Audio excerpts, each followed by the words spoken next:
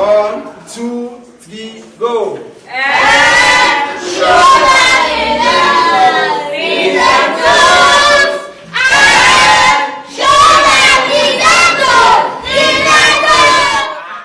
It's past 10 a.m. and these kids have started their daily routine in this special school.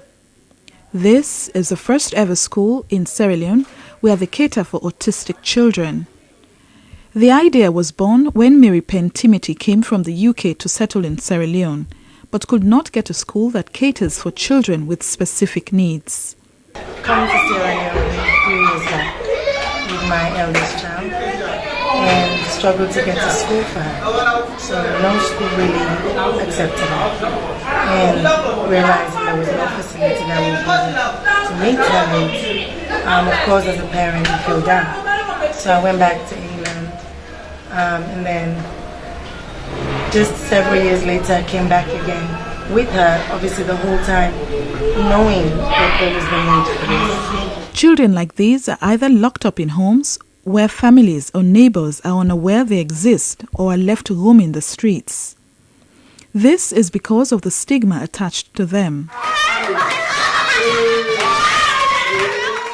Autism is a neurobrain damage condition that exists in people at childbirth, resulting in them encountering difficulty in speech and behavioral patterns different from the normal child or human being.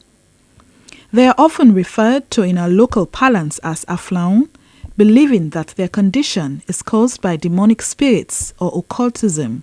Autism is a condition that is characterized by social interaction, inability to interact well with your environment or your fellow men, and it has this repetitive kind of behavior, and also inability to speak well.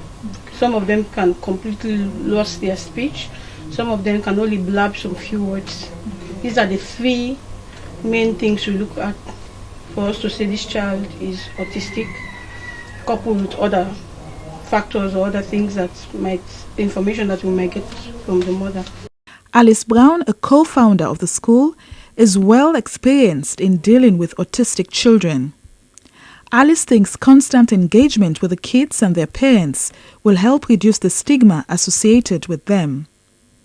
Having a child with a disability is difficult. I don't think anyone prays and asks God for a child, give me a child with disability. But obviously God has his own reason for giving each individual the type of child that they have. So for a lot of parents, of course, it's very difficult to accept. Whereas you may have some that may accept it sooner, and you may have some that may be in denial as well. So again, all of that encompasses on that parent support, where you have parents that they have kids here, and then you have parents that just come, but they're coming for a reason as well. So try to get them to that point where they will be able to accept that, okay, this is what's happening with my child. The school is currently run by these two ladies who use their own finances in supporting the school together with other donors who support them in other ways. The Disability Commission is supposed to cater for children with autism. According to the Executive Secretary of the Commission, their mandate is so broad that they deal with pressing issues. The mandate is so broad that we have to look after not just autistic children, but for the entire people with disability in the country. And then we have meager resources to do that. So we have to prioritize and also look at the immediate needs, given the urgency of the need. Because of lack of funds, these young people are volunteers who have decided to dedicate their time helping these children with training from a partner school abroad. Sierra Leone has not conducted any research to indicate reasons or causes of autism. However, the doctor seems to know some of the causes of autism in Sierra Leone. From my experience, talking to some of the parents that came, like when we went to Makeni, a lot of them had stories of being 3 or 4 days in labor. Some Some of them had stories of my child had multiple convulsions when he was younger. My child was admitted for meningitis, maybe an untreated meningitis or a severe case wherein the brain got damaged. So those can be in Sierra Leone. Some of our factors that we can look at: trauma can also be maybe the child fell when the child was younger and had a very hard hit on the head or something like that. The Brown Pen Sped School really lays more emphasis on visual learning for these children because almost all of them can't express themselves. Kojo Kwafo is a trained caregiver for autistic children and worked in a home with autistic children for 3 years. As I said, they are human beings themselves, and they have rights, and we have to protect their rights, and they have to be cared for, because in Sierra Leone they call them fulful or aflao and stuff like that, but that's not the way it's supposed to be. You see, these kids, if anything happens to them whilst they are under your care, you'll be taken to court and there are penalties for it. If something as small as a scratch on their skin, because they have doctors who come in to examine them, something as small as a scratch on the skin, you're in big trouble. So that's why they also put people through training. Before you go and work with children with autism, you have to go through training. They have the control and restraint course and negotiation skills course, which helps you to be able to talk to them, because they could be very difficult to work with and very challenging to work with. So you have to have the required skills to be able to communicate with them. Some of the parents of these children do not want to be identified because of fear of stigma and provocation by community members. That is why some of the faces of these children are hidden. Some people don't see the need of enrolling them into a school.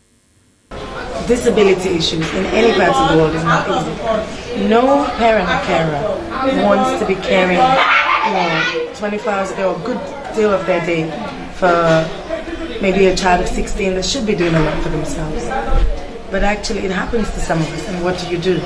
But actually what we've seen in other parts of the world is when you put the right interventions, the right strategies to kids with cognitive issues, in fact any kid, any child with special needs, when you use the right approach, you will see that child, even if it's not academically, but the self-help skills, that child will gain something from that. Because as you rightly said, we will get old as parents, as carers, but you want the child to be able to do some things for themselves.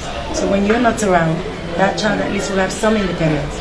For this type of illness, Major Dr. Rogers thinks early detection can help improve the ability of the child.